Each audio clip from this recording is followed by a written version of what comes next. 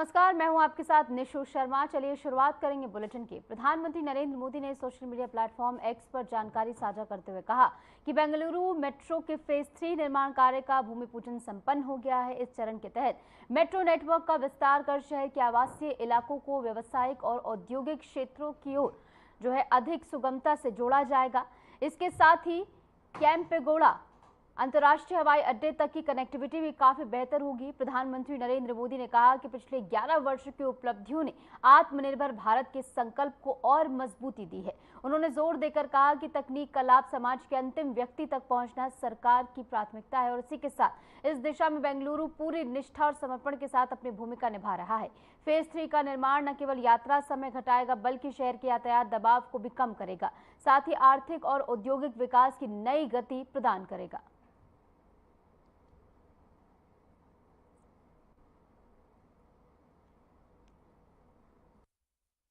आज भारत दुनिया की फास्टेस्ट ग्रोइंग मेजर इकोनॉमी है। पिछले 11 इयर्स में हमारी इकोनॉमी 10वें नंबर से टॉप 5 में पहुंच गई। हम बहुत तेजी से टॉप 3 इकोनॉमी बनने की ओर आगे बढ़ रहे हैं। ये स्पीड हमें कैसे मिली है? ये स्पीड हमें रिफॉर्म, परफॉर्म, ट्रांसफॉर्म की स्पिरिट से मिली है। ये स्पीड हमें साफ नीयत और ईमानदार प्रयासों से मिली है। आप याद करिए, 2014 में मेट्रो सिर्फ 5 शहरों तक सीमित थी, 5 सिटीज। अब 24 सिटीज में 1000 किलोमीटर से ज्यादा मेट्रो नेटवर्क है। साथियों, विकसित भारत, न्यू इंडिया की ये यात्रा डिजिटल इंडिया के साथ कदम से कदम मिलाकर पूरी होगी। आज हम देख रहे हैं, इंडिया एआई मिशन जैसी योजनाओं से भारत ग्लोबल एआई लीडरशिप की दिशा में आगे बढ़ रहा है। सेमीकंडक्टर मिशन भी अब स्पीड पकड़ रहा है। भारत को जल्द ही मेड इन इंडिया चिप मिलने जा रही है। आज Bharat low cost, hitech space mission का ग्लोबल उदाहरण बन गया है। यानी फ्यूचरिस्टिक टेक्नोलॉजी से जुड़ी जो भी संभावनाएं हैं, भारत उन सब में आगे बढ़ रहा है। और भारत के इस एडवांसमेंट की सबसे खास बात है एम्पावरमेंट ऑफ पुअर। वर्तमान उपलब्धियों के बीच अब हमारी अगली बड़ी प्राथमिकता होनी चाहिए टेक आत्मनिर्भर भारत। इंडियन टेक कंपनियों ने पूरी दुनिया में अपनी छाप छोड़ी है। हमने पूरे वर्ल्ड के लिए सॉफ्टवेयर और प्रोडक्ट्स बनाए हैं। अब समय है हम भारत की जरूरतों को और ज्यादा प्रायोरिटी दें। हमें नए प्रोडक्ट्स डेवलप करने में और तेजी से आगे बढ़ना है। आज हर डोमेन में सॉफ्टवेयर और एप्स का इस्तेमाल हो रहा है। इसमें भारत नई ऊंचाई पर पहुंचे, ये बहुत जरूरी है। जो इमर्जिंग फील्ड्स है, हमें उनमें भी लीड लेने के लिए काम करना होगा। हमें मेक इन इंडिया में मैन्युफैक्चरिंग सेक्टर में भी बेंगलुरु और कर्नाटका की प्रेजेंस को और मजबूत करना है।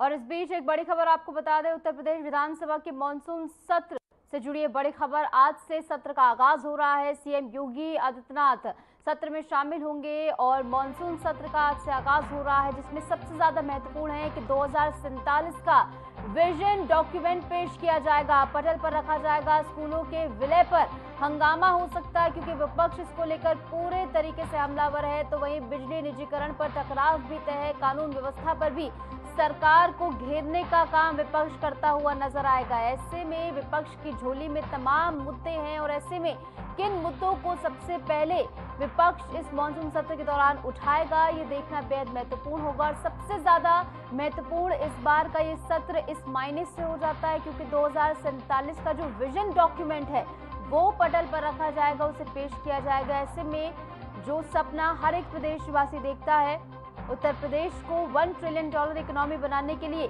जो संकल्प सीएम योगी आदित्यनाथ ने लिया है, और ऐसे में 2047 का जो ये विजन डॉक्यूमेंट होने वाला है, इसका पूरा खाका ये होगा। और ऐसे में इसमें क्या कुछ महत्वपूर्ण बातें होंगी ये देखना होगा। और इसी के साथ साथ विपक्ष भी लामबंद होता हुआ इस दौरान नजर आएगा क्योंकि विपक्ष के पास तमाम मुद्दे हैं जिनको लेकर हमलावर होता हुआ पूरा विपक्ष होगा। और आमने सामने एक बार फिर से आपको पक्ष विपक्ष नजर आएंगे।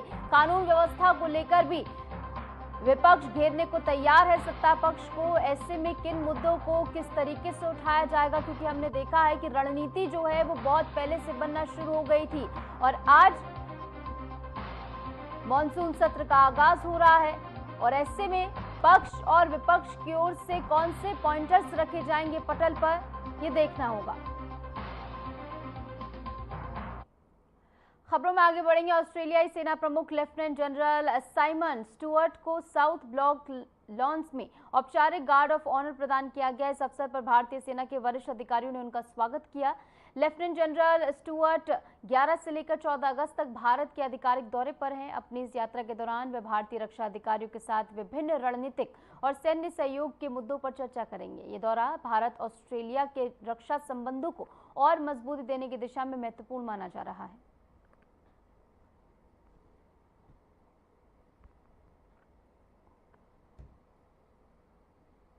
हरियाणा के मुख्यमंत्री नायब सिंह सैनी ने कुरुक्षेत्र के स्योंसर में आयोजित 76वें राज्य स्तरीय वन महोत्सव को संबोधित करते हुए कहा कि प्रकृति और पर्यावरण का संरक्षण केवल सरकार की जिम्मेदारी नहीं बल्कि हर नागरिक का फर्ज है।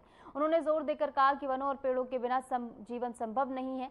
और इसी के साथ साथ उन्होंने चुनौतियों से निपटने के लिए बड़े पैमाने पर वृक्षारोपण और संरक्षण जरूरी बताया है। मुख्यमंत्री ने बताया कि हरियाणा सरकार ने प्रदेश में 2 करोड़ 10 लाख पौधे लगाने का महत्वाकांक्षी लक्ष्य निर्धारित किया है, जिसे सामूहिक प्रयासों से पूरा किया जाएगा। इस मौके पर उन्होंने सरस्वती अर्धभूमि जलाशय, सरस्वती पादप एवं जैव विविधता संरक्षण वाटिका और सरस्वती जंगल सफारी का शिलान्यास भी किया। साथ ही वन विभाग द्वारा तैयार Haryana wild life map, Kurukshetra wild life map और 5 पुस्तकों का विमोचन किया गया।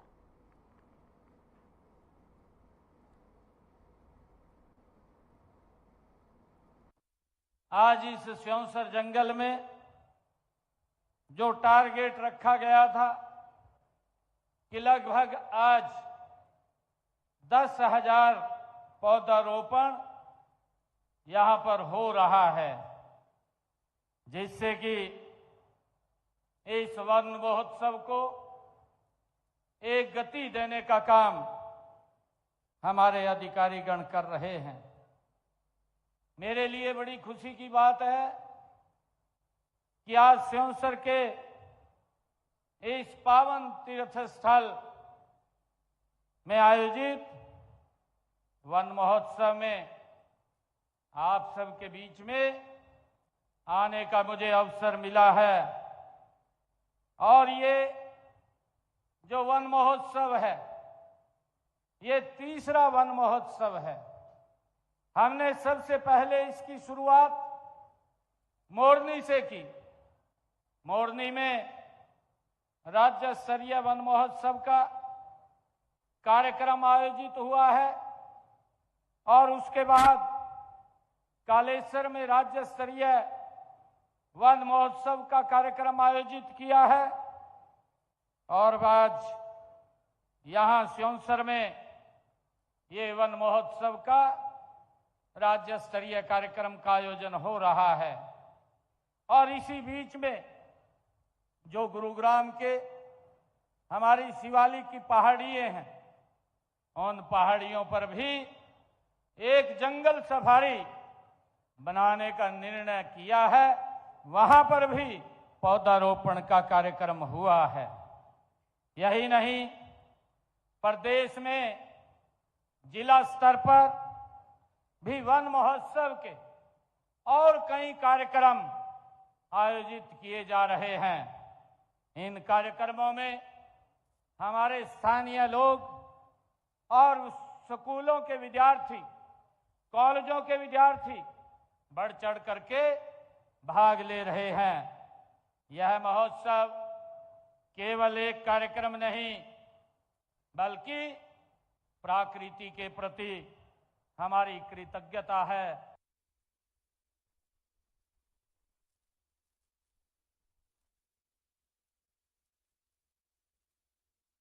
दिल्ली की मुख्यमंत्री रेखा गुप्ता उत्तराखंड रिकनेक्ट कनेक्शन 2025 कार्यक्रम में शामिल हुई। इस विशेष आयोजन में उत्तराखंड की संस्कृति, परंपरा और विकास संभावनाओं को लेकर विस्तृत चर्चा हुई है। मुख्यमंत्री रेखा गुप्ता ने कहा कि दिल्ली और उत्तराखंड के बीच सामाजिक, सांस्कृतिक और आर्थिक संबंधों को और मजबूत किया जाएगा।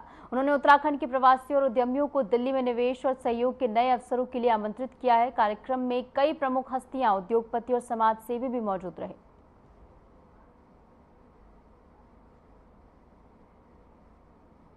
तो सीएम रेखा गुप्ता उत्तराखंड पहुंची, जहां पर एक विशेष कार्यक्रम में बतौर मुख्य अतिथि उन्होंने शिरकत की है और इसी के साथ साथ मंच से उन्होंने संबोधित करते हुए तमाम महत्वपूर्ण बातें कही कि ये पूरा सम्मेलन जो है उत्तराखंड और दिल्ली के रिश्तों को और ज्यादा मजबूत करेगा और इसी के साथ उद्यमियों को उन्होंने दिल्ली में निवेश करने के लिए आमंत्रित भी किया है।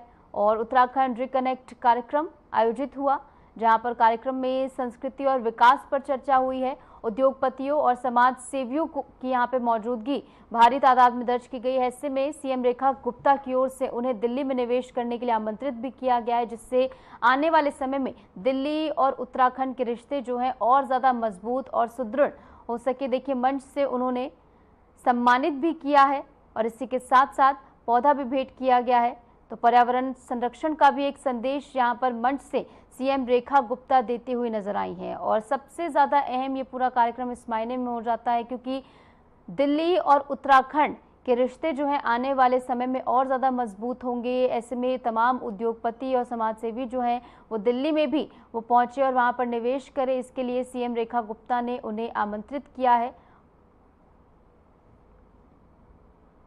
उत्तर प्रदेश के उप मुख्यमंत्री केशव प्रसाद मौर्य ने कहा कि प्रदेश सरकार आगामी विधानसभा सत्र के लिए पूरी तरह तैयार है। उन्होंने स्पष्ट किया कि सरकार विपक्ष के सभी सवालों का जवाब देने और देश प्रदेश के विकसित दौर पर उसे ले जाने के लिए पूरी तरह प्रतिबद्ध है। 24 घंटे चर्चा करने को भी सरकार तैयार है। मौर्य ने भरोसा दिलाया है कि सदन को सुचारू रूप से चलाने के लिए सरकार पूरी तरह प्रतिबद्ध है।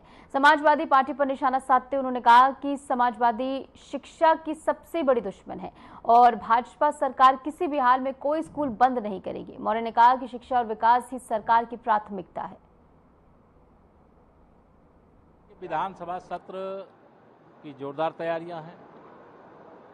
सरकार विपक्ष की ओर से आने वाले हर सवाल का जवाब देने के लिए तैयार है और विकसित भारत की तर्ज पर विकसित उत्तर प्रदेश को लेकर के एक विशेष चर्चा का कार्यक्रम है जो 13 तारीख से शुरू होकर के 14 तारीख तक चलेगा। ये 24 घंटे चलेगा, जिसमें सभी माननीय सदस्य दलगत भावना से ऊपर उठ करके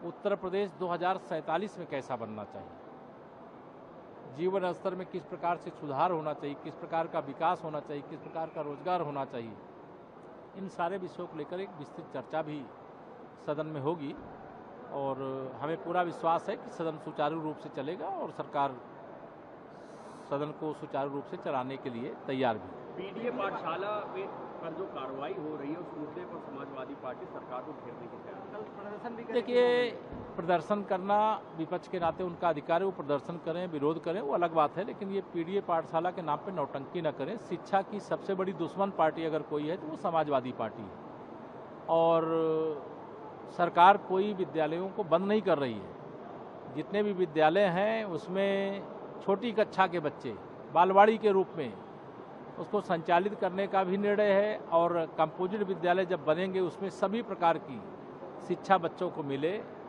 उत्तर प्रदेश के बच्चे भी किसी भी प्रतियोगिता में, देश के किसी भी बड़े से बड़े इंस्टीट्यूट में अगर वह जाना चाहें तो वहाँ जाने के लायक बने। सरकार की मंशा यही है कि हमारा प्रदेश हर प्रकार से आगे। केंद्रीय मंत्री और गुजरात बीजेपी अध्यक्ष सीआर पाटिल, साथ ही राज्य के गृह मंत्री हर्ष संघवी ने सूरत में हर घर तिरंगा अभियान में बढ़ चढ़कर हिस्सा लिया। इस अवसर पर दोनों नेताओं ने स्थानीय लोगों के साथ तिरंगा यात्रा निकाली और राष्ट्रीय ध्वज फहराकर देशभक्ति का संदेश दिया। कार्यक्रम में बड़ी संख्या में कार्यकर्ता, स्कूली बच्चे और आम नागरिक मौजूद रहे, जिन्होंने हाथों में तिरंगा लेकर भारत माता की जय के नारे लगाए। नेताओं ने लोगों से अपील की है कि आजादी के अमृत महोत्सव के अंतर्गत हर घर पर तिरंगा फहराकर राष्ट्र के प्रति सम्मान और एकता का परिचय दें।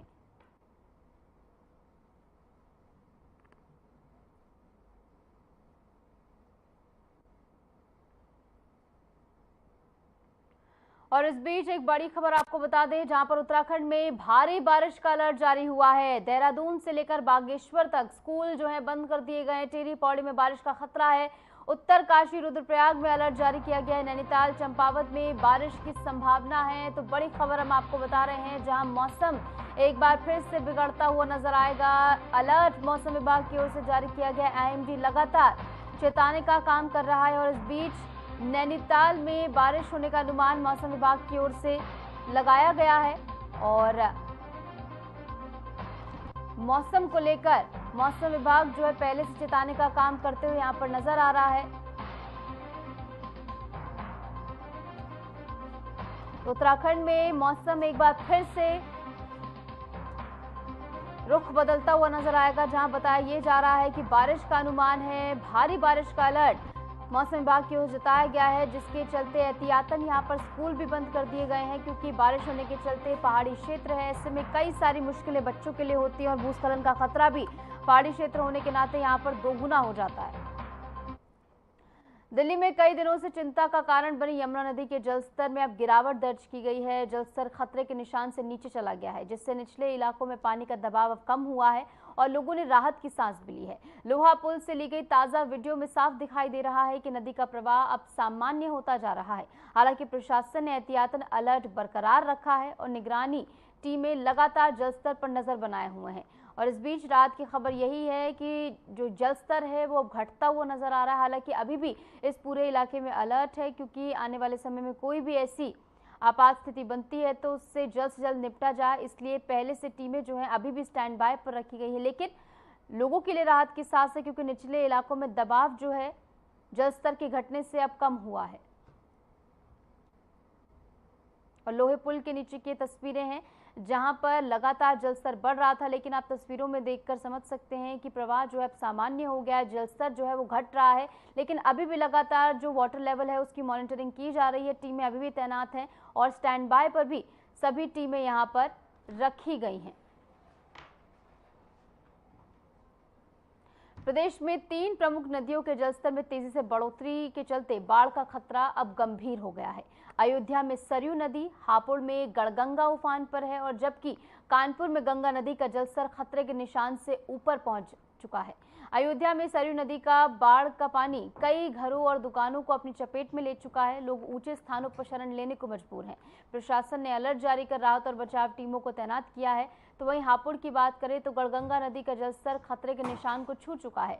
तेज धारा और बढ़ते पानी ने नदी किनारे बसे गांवों में चिंता बढ़ा दी है। जल पुलिस और आपदा प्रबंधन दल दोनों ही स्थानों पर लगातार गश्त कर रहे हैं, ताकि किसी भी आपात स्थिति में तुरंत कार्रवाई की जा सके। कानपुर की बात करें तो गंगा नदी का जलस्तर खतरे के निशान से ऊपर होने के कारण प्रशासन ने तटीय इलाकों में लोगों को सतर्क रहने की अपील की है। और ऐसे में लोगों से कहा जा रहा है, खासकर वो लोग जो कि नदी और नालों के पास रहते हैं, वो किसी सुरक्षित स्थानों पर चले जाएं।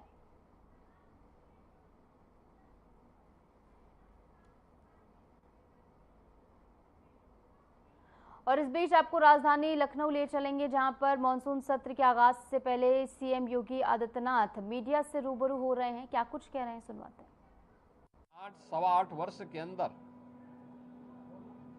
प्रदेश के विकास को लेकर के, प्रदेश की अर्थव्यवस्था को लेकर के, प्रदेश के इंफ्रास्ट्रक्चर को लेकर के प्रदेश में गरीब कल्याण को लेकर के, समाज के हर एक तबके को लेकर के, क्या गांव है, क्या गरीब है, क्या किसान है, क्या श्रमिक है, क्या युवा है, क्या महिलाएं हैं, क्या व्यापारी हैं, इन सब के उत्थान के लिए बेहतरीन प्रयास किए हैं और उसकी चर्चा देश के अंदर भी होती है। देश उसको सराहता है। तमाम राष्ट्रीय और अंतर्राष्ट्रीय संस्थाओं ने उसकी मुक्त कंठ से प्रशंसा की है। उत्तर प्रदेश के परसेप्शन में जमीन आसमान का अंतर आया है, लेकिन उस सब के बावजूद हम स्वागत करेंगे उन सभी प्रस्तावों का जो सदन में चर्चा के लिए आएंगे, जनता से जुड़े हुए होंगे, उत्तर प्रदेश के विकास से जुड़े हुए होंगे, उत्तर प्रदेश के युवाओं से जुड़े होंगे। उन सभी मुद्दों पर चर्चा करने के लिए सरकार तैयार है। सरकार ने अपने कार्यक्रम का हिस्सा भी बनाया है कि इन सब पर जवाब सभी विभाग उसका उपलब्ध कराने के लिए तैयार होंगे, लेकिन एक सार्थक चर्चा हो, नकारात्मकता न आए, न्यूसेंस क्रिएट करके हम लोग जनता के जुड़े हुए मुद्दों पर समय को जाया न करने दें। ये मेरी अपील सभी अपने प्रतिपक्षी दलों से भी होगी कि वे इन सभी बातों को ध्यान में रख करके अगर सदन में इन मुद्दों पे चर्चा कराएंगे तो एक सार्थक चर्चा भी हो पाएगी, हम किसी निष्कर्ष पर पहुंच पाएंगे। लेकिन अगर वह अनावश्यक व्यवधान पैदा करके न्यूसेंस क्रिएट करेंगे तो जनता की अदालत में स्वयं ही प्रदेश की जनता जनार्दन उन्हें कटघरे में खड़ा करने का कार्य करेगी और सदन में इन मुद्दों पे चर्चा हो, वे चर्चा भी करें, अपने प्रश्न भी पूछें। मुद्दों पर आधारित किसी भी चर्चा का जवाब देने के लिए और उस बहस को सार्थक स्तर तक पहुंचाने के लिए सरकार का पूरा सहयोग प्राप्त होगा। सरकार इसमें पूरी तरह तैयार है। मैं एक बार फिर से उत्तर प्रदेश विधानमंडल के सदन की कार्रवाई को प्रारंभ होने के अवसर पर प्रदेश भर से आए हुए सभी माननीय सदस्यों का हृदय से स्वागत करता हूं और मुझे विश्वास है कि स्वाधीनता दिवस के पूर्व हम लोग उत्तर प्रदेश के विजन डॉक्यूमेंट को प्रदेश के अंदर चर्चा का केंद्र बना करके आम जनमानस को पहली चर्चा का केंद्र विधान भवन, हमारी विधानसभा, विधान परिषद में इस पर हो और उसके उपरांत आम जनमानस के भी हम इस मामले में सुझाव लेंगे, अलग अलग तबके के सुझाव लेंगे। फिर इसको लेकर के हम लोग उन सुझावों को कलेक्ट करने के साथ ही उत्तर प्रदेश को एक व्यापक कार्य योजना देने में सफल होंगे। वो विजन डॉक्यूमेंट के रूप में विशेषज्ञों के साथ मिलकर के आगे बढ़ेगा और जब भारत 2047 में विकसित होगा तो उत्तर प्रदेश भी विकसित भारत की यात्रा में विकसित उत्तर प्रदेश बनकर के तैयार हो। इस विश्वास के साथ यह चर्चा का केंद्र बिंदु हमारा सदन बन सके। सभी सम्मानित सदस्यों से मेरी अपील होगी, इस पूरे कार्यक्रम में भाग लेने वाले सभी सम्मानित सदस्यों को मेरी शुभकामनाएं हैं। धन्यवाद। तो राजधानी लखनऊ से आप सुन रहे थे सीएम योगी आदित्यनाथ को, जहां पर मीडिया से वो मुखातिब हो रहे थे। और इस बीच वक्त तो चला है हमारे इस खास बुलेटिन के अंत करने का। बहुत बहुत धन्यवाद।